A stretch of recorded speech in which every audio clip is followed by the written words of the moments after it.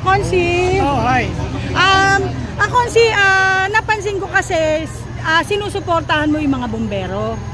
Kasi napanood ko sa Facebook yun eh. Nung naka-live ka, sinusuportahan mo yung bumbero. Sa tingin ko po napakaganda nun. Kung sakali po ba na talagang mananalo kayo, papalarin kayo, ano pa po yung mga plano nyo para sa kanila? Actually, magkaroon sila ng, ng insurance. Meron kaming bumbero na banat, volunteer. Ito sila. So sila naka-insured na, sagot ng banat na yan. Ito, banat dito. Apo. Kuya Sam, si chairman na Ay po. Actually, ngayon pa lang naka-insured na itong mga to. Apo. So anytime pwede silang masak. Hindi ko sabihin, joke lang. Binibiro natin. So yun yung isa sa natin, na dun man lang yung mga volunteer natin na fire volunteer na nagsasakripisyo ng buhay, na kung saan malingon din kahit in a little way, yun nga yung pagbibigay ng insurance sa kanila. Bali, kung maputol po kita, anong klaseng insurance po ba yan? Medical ba yan? Death benefit ba yan? Yung namin sa kanila, accident, kasi prone sila sa accident and death, wag naman. So naka-insured sila for 100,000 death and accident. Ayun. Kasi prone sila sa accident eh.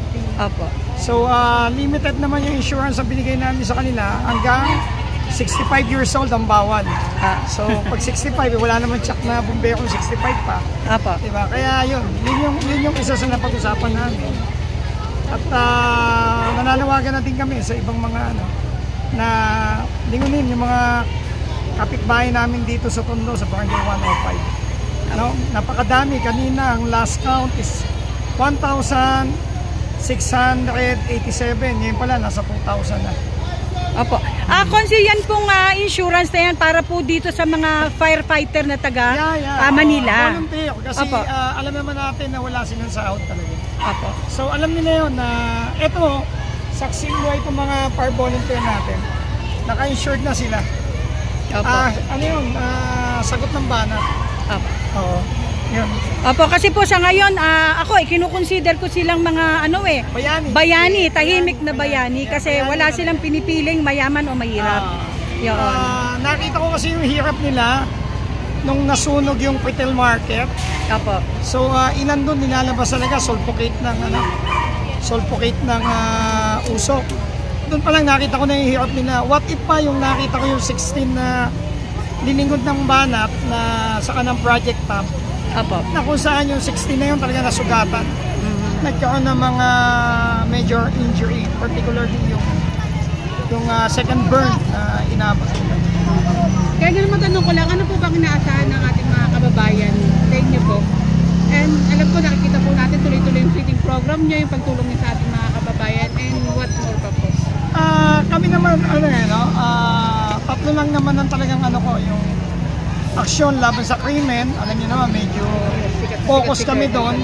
Even si Yorme Isko, yun din ang isang nakikita niya, yung krimen ng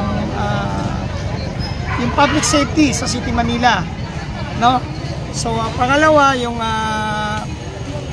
kabuhayan na kung saan ngayon pa lang nagtayo na kami, kuya. Ngayon pa lang nagtayo na kami ng co-op ko to. Yung co-op ko to, hangad namin yung mga kababayan natin na kahit naman sa Bible verse na huwag natin bigyan ng isda yung mga kababayan natin, bagkus, turuan natin mga isda. Kaya nagtayo kami ng co-op na kung saan 3 to 5% ang pwedeng kunin yung co-op ko to. Yun ay kawani, kooperatiba ng Obrero ng Kawani ng Tondo. So pasok po yan ang District 1 and 2. Hopefully, lumaki siya hanggang sa maging Manila, kasi yung pala nga kaya namin sagutin. Under sa co-op na yan, credit loan pa lang ang ina-approve ng CDA. So through that, after 2 years, ayan, yung sa credit loan namin, 3 to 5% ang binibigay namin. Bakit 3 to 5%? Pwede kang mangutang halimbawa ng 10,000 para sa small biz life. After mo mangutang ng 10,000, nakabayad ka ng 5,000. Yung 5,000 na lang din ulit ang paututubuan ng 5%. So ibig sabihin, yung 5,000 mo, ang tubo na lang is 250 pesos. So ganun kaliit. And in 2 years, gagawin namin multi-purpose kung saan less VAT ang mabibili ng mga kababayan natin dito sa City of Manila at particularly dito sa Tondo, no? So hangat lang naman namin na mabuhay at makalakad ang bawat kababayan natin dito sa Tondo ng walang takot at ligtas sa malinis sa komunidad ng Tondo. Opo. O, yun lang po. Maraming salamat po, Kong. Tsaka po, hangad ko po. Ay, Colonel. Opo. Sorry. Colonel nga pala. Hangad namin na manalo kayo talaga. Yung palaring kayo. Yan. At tutulungan din po namin kayo talaga. Sa District 1, free wifi kami dito. Mga barangay hall. Ayan. Which is maganda nga rin para safety rin po ng lahat kapag kailangan ng text. Free wifi ang barangay hall. Sa bawat barangay, nakakasampu na kami. Ayun. Ngayon, ginagawa na yun sa barangay 1, 2, 3. Sige po, Kong. Ay, Kong agad. Kino-confess ko na kasi. Kino-confess ko na yan. Mananalo kasi. Sige po, Kong. Opo, Kong si Alibay. Thank you po, thank you. Hi po, sir. Ayan. Ay, sir. Kasi natatandaan po kita, sir. Matulungin ka talaga. Ikaw yung fire chief na inangkasan ko nung sa election, di ba po? Nung nagsabi ko sa inyo na iskonyan ako, pinasakay niyo ako agad. Maraming salamat po. Sa pagtulong natin. Ayun. Salamat po, salamat. Opo. Sir, ano po masasabi niyo dun sa insurance na sinasabi ni Colonel Ibay? Malaking tulong po yun kasi kami nga po volunteer lang. Alam mo, wala naman kami sweldo. Malaking tulong po sa amin yun na may naka-insure kami. Hindi naman po masasabi kung ano yung mangyayari sa amin. At least may makakatulong sa amin. Bali, ilan na po kayo? Ano yung brigada nyo lang sa ngayon? Lahat po ba kayo sa brigada nyo? Opo. Brigada namin yung banat lang. Ayun, yung banat nyo po. Yung ano po ba, sir, kahit saan po ba yan, yung banat? Kahit sang lugar po dito sa Maynila or district lang po? Opo. District po? Lalo na po kasi dito po sa Manila po kasi may communication kami na kapag tumawag na kailangan ng water supply, especially yung aming truck medyo malaki may tutulong, so may responde na po kami. And gusto ko lang pasalamatan din po kayo, sir. Buhay ang nakasalalay sa araw-araw nyo rin pong pagtatrabaho. Saludo po kami sa inyo. Hindi po hirap niyo po sa araw-araw. Bakit po ganun, sir? Na yung buhay niyo po binibigay niyo sa ating mga kababayan. Yung sobrang dedication, po talagang nasa puso namin ang magtumulong. Sir, pero hindi nyo naman naranasan yung nasunugan. Hindi pa po. Kasi yung iba kaya sila tumutulong kasi na-experience nila yon.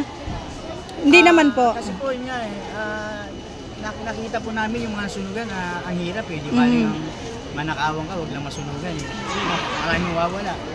Kaya yun po namin talagang yung extra na namin na magagawa, yun makatulong. Opo, yun. Maraming salamat po sa inyo. And lastly, paalala niyo po sa ating mga kababayan. Yun nga po, doon sa mga nasusunugan, alam naman natin kung ano po yung cause na yan, iwasan po natin. Yun lang po, maging maingat po tayo. Yun, sir. Salamat din po. Yan, sir. Salamat po sa inyo kasi talagang buwis buhay kayo. Yung kahit alam naman namin yan, wala kayong sweldo. Kung nagkakadiferensya kayo, talagang di ba? Kaya maraming salamat po dahil talagang wala kayong pinipili. Kahit umakyat kayo dun sa bubong, mapatay nyo lang yung sunog. Bayani kayo para sa akin.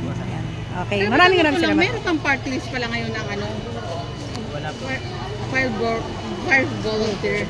Wala naman. Dati kasi nung nakaraan meron Ano bang meron? ABP. ABP.